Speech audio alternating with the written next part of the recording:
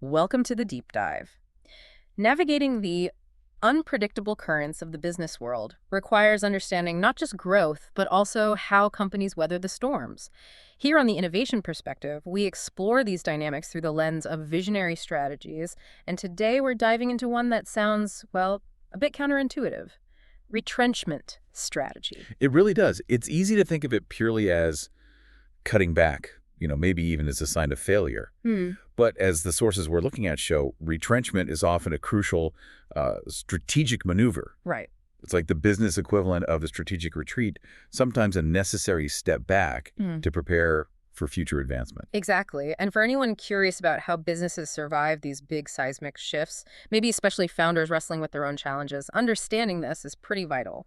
So our mission in this deep dive, really guided by the material you've provided, is to unpack what retrenchment truly is, why and when it becomes necessary, the different ways companies approach it. The different forms it takes. Yeah, the forms it takes, how companies attempt that really difficult process of implementing it, the significant dangers involved, and maybe most compellingly, how this kind of painful process can actually clear the path for renewal and future growth. And just to be clear, we'll be drawing all our insights directly from the sources you've shared with us. Great. Let's start right at the beginning then.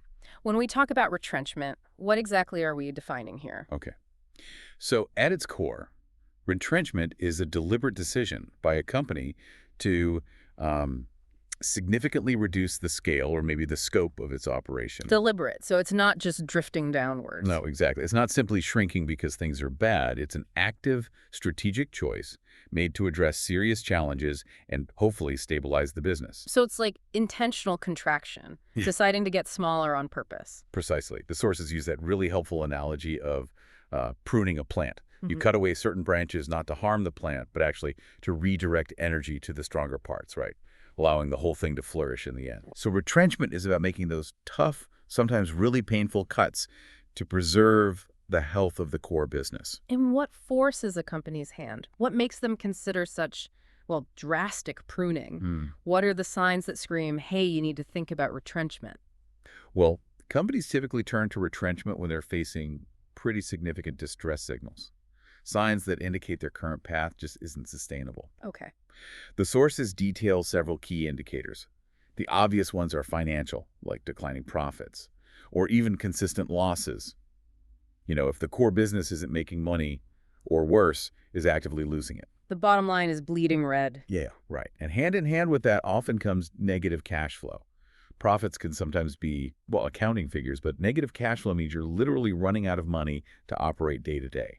That's an urgent alarm bell. Cash is definitely king, especially when you're struggling. Absolutely. We also see market signs like a loss of market share. Your competitors are just eating your lunch, which suggests your value proposition or maybe your competitiveness is eroding. Economic downturns like big recessions or even industry-specific slumps can just crater demand unexpectedly. And then there's that huge external force, technological disruption. Well, that's a massive one. Yeah. The source points directly to Kodak as a classic, really stark example. I mean, they were the giants of film photography, right? Yeah, absolutely dominant. Yeah, but they failed to adapt their core business model to the rapid rise of digital imaging. And this was a technology they actually had a hand in developing early on. Right, that's the irony. It is. Their market just effectively disappeared from under them. It forced them into this desperate and ultimately pretty unsuccessful attempt at retrenchment later on. It's just such a powerful illustration of how ignoring a fundamental shift can force this kind of painful response. Wow. That story really highlights how external forces can make your current operational footprint just, well, too large or maybe even irrelevant. Exactly. And beyond those external pressures, internal problems also feature heavily in the source material. Things like inefficient operations or just plain mismanagement leading to bloated costs or poor performance. Okay. Increased competition, squeezing your margins relentlessly. And high debt levels can become absolutely crushing, making it impossible to invest or sometimes even just service the debt itself. So it sounds like it's often a combination of factors, a confluence, making the existing scale of the business just impossible to maintain. That's usually it.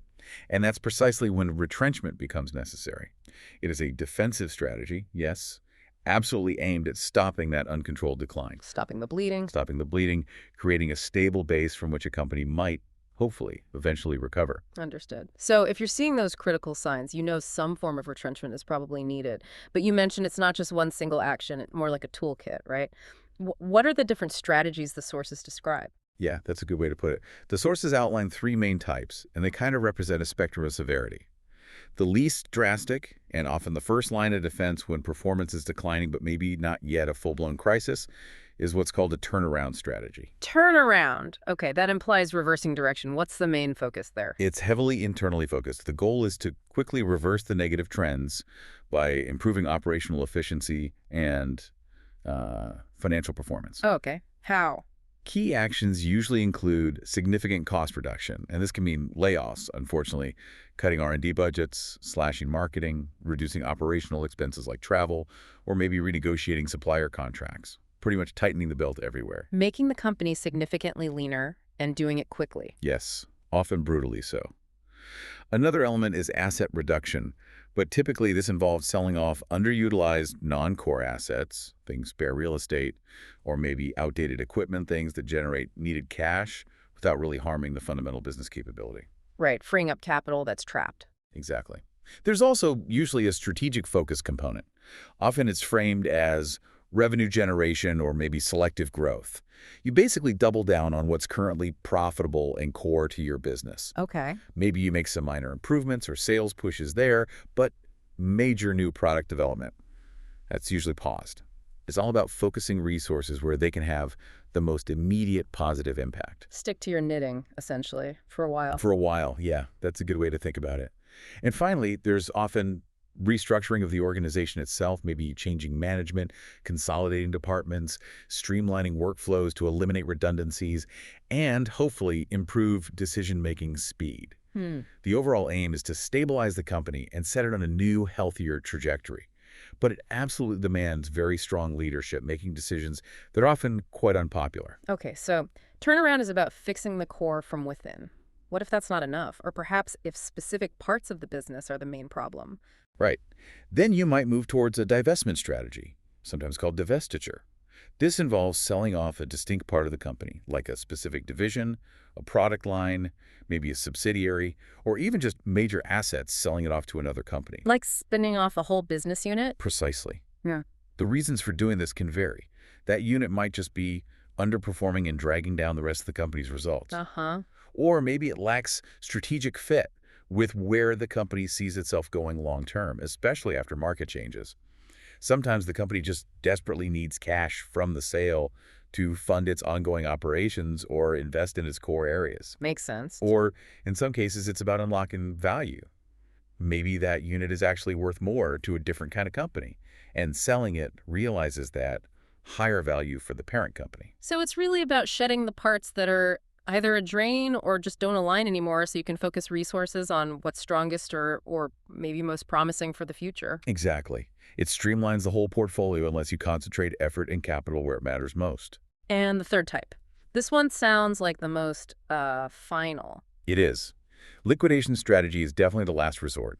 If turnaround efforts fail, if divestment isn't feasible or maybe just not sufficient, or if the business is simply no longer viable.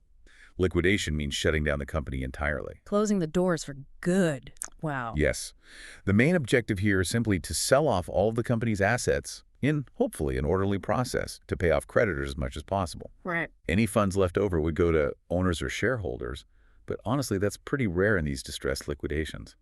It's the path chosen when the value of the company's assets sold off piecemeal is actually determined to be greater than the value of the company continuing to operate and just accrue more losses. Wow. So, okay, you've got internal fixing with turnaround, shedding parts with divestment, and then all the way to a complete shutdown with liquidation. That's a pretty clear progression based on how severe the situation is. Understanding this toolkit and, critically, when each approach is appropriate is really fundamental to strategic management, especially when you're facing adversity. This raises an interesting point, though. I mean, seeing those distress signals is one thing, but how do companies truly recognize the need for retrenchment before it's maybe too late? What differentiates just a temporary dip from a really fundamental problem that requires this kind of major strategic shift. That ability to diagnose accurately and importantly, early. That's absolutely crucial. And you're right, it's not always obvious when a collection of warning signs crosses that threshold into needing actual retrenchment. Yeah. The sources highlight that it's rarely just one single factor, but usually a combination of things happening at once. And what makes it so hard to see? Is it just like denial, people hoping it'll go away? Often, yes, denial definitely plays a role. Hmm. Or maybe it's wishful thinking, hoping things will improve on their own. But sometimes it also requires having robust systems in place to even see the signs clearly. Right. The sources categorize the red flags into a few distinct areas. We mentioned the financial indicators earlier: consistent operating losses, negative cash flow, rising debt. These are, or should be, pretty objective and hard to ignore if you're actually looking at the numbers. If you're tracking the numbers, honestly, yeah. Right. Then you have market indicators, things like that declining market share we talked about, Yeah. or the emergence of disruptive new competitors that you really can't easily match, or maybe fundamental shifts in what customers actually want that your products just don't deliver anymore. This requires looking outward, Yeah. really vigilantly. Paying attention to the world changing around you, not just your own internal stuff. Exactly. And finally, there are operational indicators. These are the internal signs. Things like having significant excess capacity, maybe factories sitting idle much of the time. High employee turnover is a big one, especially if key talent is leaving for what seem like healthier companies. Mm. Outdated processes or technology internally that are making you inefficient, or just a general noticeable decline in productivity across the board. So leaders really need to be looking at the financials, the market dynamics, and their own internal operations all at the same time. Precisely. And critically, the sources emphasize they need reliable reporting systems that actually bring this data to the surface clearly. And they need the willingness, the courage, really, to confront what that data is telling them, even if it's painful news. Yeah. Ignoring these signs, or maybe attributing them purely to temporary issues when they're actually systemic problems, well, that's just a fast track to needing the much more drastic forms of retrenchment later on, maybe even liquidation. Okay, so recognizing the need is difficult, but absolutely vital. Once that really tough decision is made, how does a company actually navigate the incredibly challenging process of implementing a retrenchment strategy? This sounds like where things can really go off the rails. It truly is. Implementation is exactly where the strategic plan meets well, the messy reality of people and operations. Mhm. It's often painful, definitely complex, and absolutely fraught with risk. So what's step one? The first step, according to the sources, is a really thorough situation analysis and diagnosis. This means going deeper than just seeing the symptoms we talked about. It's about understanding the root causes. Okay. Are they internal inefficiencies, external market shifts, a combination? Sometimes this actually requires bringing in external perspectives, like consultants, just to get an objective view. Getting this diagnosis right is foundational because it really dictates which strategy from that toolkit, turnaround, divestment, etc., is the most appropriate one to use. Right. You can't really treat the illness until you know exactly what's causing it. Exactly right. Then, based on that diagnosis, you develop a clear plan. And this can't be vague. It needs specific objectives like what precise metrics are you trying to fix? Defined actions, exactly what cuts will be made, what assets sold, what processes changed. It needs clear timelines and milestones. When will these actions actually happen? And resource allocation, who is responsible for each piece, and what support do they need to get it done? Like a detailed operational map for the strategic retreat. Yeah, that's a good way to think of it. And then comes one of the most critical and often honestly underestimated elements: communication. Retrenchment creates massive uncertainty and anxiety, and how you communicate is just paramount to managing that. Oh, I can only imagine the fear and anxiety, especially for employees facing potential layoffs or big changes. It's immense. Communication with internal stakeholders, your employees, is absolutely crucial. Mm. Leaders have to explain why this is necessary, what the plan actually is, and how it's likely to affect people. Transparency, even with really difficult news like layoffs, is vital to maintaining any level of trust and buy-in for the people who remain. Yeah. And providing support like severance packages and outplacement services isn't just the humane thing to do, it's actually important for the company's long-term reputation and the morale of the survivors who have to carry on. Handling that human cost with as much care and respect as possible. It's crucial. But it's not just internal communication. You also need to communicate effectively with external stakeholders. Think customers, suppliers, creditors, investors. They all need to understand the situation and, crucially, believe in the recovery plan to maintain their confidence and their continued engagement with the company. Reassurance that there's still a viable business here, or at least a plan to get back to one. Precisely. Then, of course, comes the actual execution and decisive action. Plans are pretty useless without implementation. The sources really highlight that delays often just make the situation worse. So this stage requires strong, courageous leadership, willing to make those difficult, sometimes deeply unpopular choices swiftly and firmly. Rip the Band-Aid off, so to speak, even if it hurts in the short term. Often, yes, that's the required approach. And finally, there's monitoring and adjustment. Retrenchment plans are operating in a dynamic environment. Things change. You have to continuously track progress against your objectives and be prepared to adjust the plan based on initial results or maybe changing external conditions. It's really an ongoing process, not just a one-time event. Successful implementation demands resilience, strategic thinking, and just a deep well of courage. Okay. Given how complex and painful all of that sounds, what are the most common ways companies stumble or maybe even fail during retrenchment? What are the big pitfalls the sources warn about? Yeah, the path is certainly full of potential traps. One of the most significant and maybe most obvious is the impact on employee morale and the potential for resistance. Layoffs, increased workloads for those who stay, the general climate of uncertainty, all of that can just decimate morale, Right. which in turn can lead to reduced productivity or even active resistance to the changes. Which just makes the turnaround job even harder for the people trying to implement it. Exactly. And kind of hand in hand with that is the loss of key talent. Your most marketable employees, often your best performers, are usually the first ones looking for the exit when things get shaky. Yeah, they have options. They do. And this brain drain, as it's often called, can strip the company of the very skills and knowledge it desperately needs for recovery. So retaining essential personnel somehow becomes this critical sub-challenge within the retrenchment. Losing the very people you need most to rebuild. That's tough. It's a major risk. Another big pitfall is potential damage to brand reputation. If the retrenchment is handled poorly, maybe layoffs are messy in public, or service quality declines sharply due to cuts. The company's reputation can be severely harmed in the eyes of customers, partners, and the general public, and trust, once lost, is incredibly hard to rebuild. People definitely remember how companies behave when times are tough. They absolutely do. Investor and creditor confidence is also naturally shaken when a company is in distress. If your communication isn't clear or your plan doesn't seem credible, investors can flee, driving the stock price down, and creditors might become more aggressive, further limiting the company's financial options. And you mentioned getting the scope right. Yeah. That sounds like walking a real knife edge, cutting too deep versus not cutting deep enough. Oh, it is incredibly difficult to calibrate that perfectly. Yeah. Cutting too much, cutting into the bone, as the sources sort of imply, can cripple essential functions that are needed for recovery or any future innovation. You might save money today, but completely lose the ability to compete tomorrow. Right. Conversely, not cutting deeply enough means the retrenchment just fails to solve the fundamental problems. It leaves the company still struggling, maybe burning through cash, and likely needing another, perhaps even more severe, round of retrenchment later on. It just prolongs the agony and uses up valuable time and resources without fixing the core issue. Precisely. And a related pitfall to that is focusing only on costs.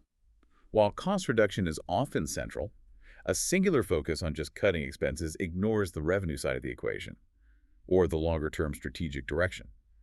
Retrenchment shouldn't just be about shrinking. It ideally should be about resetting for future viability. Cutting costs without thinking about how the company will eventually grow again is often just a dead end. Right. You're not just trying to get smaller. You're trying to get healthier for the long run. That's exactly the right perspective. And finally, a major potential failure, the sources point out, is the failure to address the root causes. If you cut costs, sell assets, lay off people, but you don't actually fix why you got into trouble in the first place, whether that was a fundamentally flawed strategy, maybe really inefficient internal processes, or a failure to innovate, then you haven't actually solved anything. You're just treating symptoms. Exactly. You'll likely just repeat the cycle down the road. Wow. It really sounds like navigating all these pitfalls requires not just a good plan on paper, but immense foresight, a degree of empathy, and just the sheer courage to make strategically sound choices, not just the easy or immediately obvious ones. It's a true test of leadership, absolutely, across multiple dimensions. Okay, so we've covered a lot of the, let's be honest, the grim parts, the need for it, the different types, how difficult it is, all the risks involved. But you mentioned earlier that this can actually be a path to renewal. How does something born out of necessity and, frankly, pain lead to positive future outcomes? Yeah, and this is where the perspective really shifts, and it's a critical part of the whole story.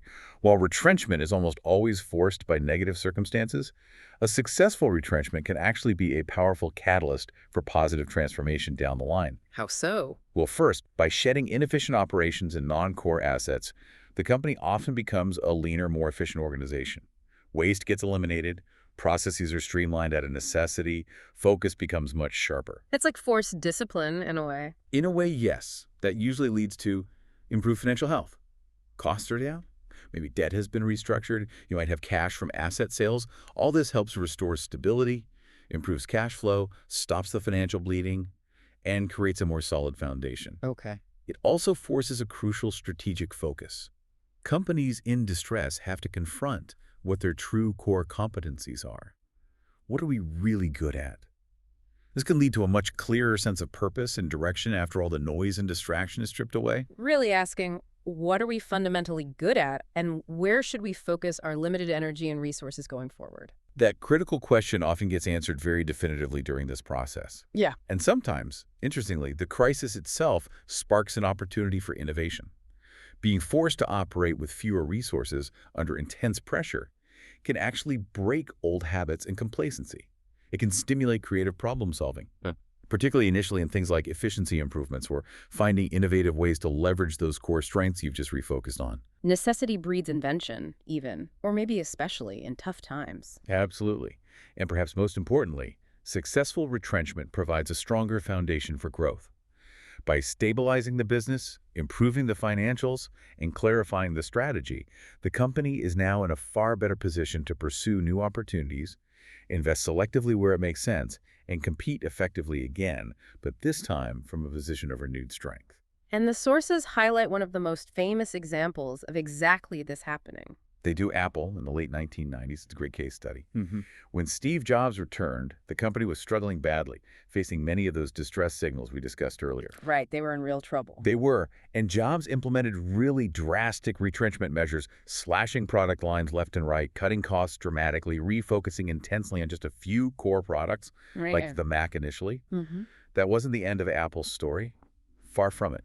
It was the painful but absolutely necessary strategic retreat that cleared the decks. It stabilized the company, and crucially, it created the conditions, the focus, the financial stability, the clarified identity that allowed them to then launch the iMac, the iPod, and eventually the iPhone, leading to that unprecedented resurgence and growth into the global powerhouse it is today. That example really brings it to life. It wasn't just about surviving, it was a fundamental strategic reset that actually enabled explosive future innovation. Precisely. It just underscores that retrenchment, when it's executed strategically and successfully, isn't merely a defensive maneuver to stay alive. It can be a truly transformative process. It's that necessary pause, that deliberate step back that allows a company to heal, to refocus, and ultimately reemerge stronger, more resilient, and much better positioned to thrive in whatever the ever-changing landscape throws at it. And that really wraps up our deep dive into retrenchment strategy. Yeah, it's a powerful concept, a complex and often pretty harrowing journey for companies to go through, but one that can be absolutely vital for navigating difficult times and really setting the stage for future success. It definitely drives home that point that sometimes the most strategic path forward actually involves first taking a very deliberate step back. And what's fascinating looking across the source material is how consistently the ability to recognize the need for this kind of retreat early on and then having the courage and clarity to execute it well seems to separate the companies that ultimately fail from those that not only survive but actually find a path to renewed strength and innovation. And that leaves us with a key question for you listening right now, particularly those of you perhaps thinking like founders or maybe navigating significant change in your own world.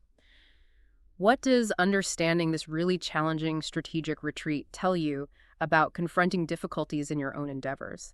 How might recognizing the need to prune, maybe to divest, or even sometimes to drastically restructure actually be the most innovative and courageous path towards building something truly resilient and capable of significant future growth?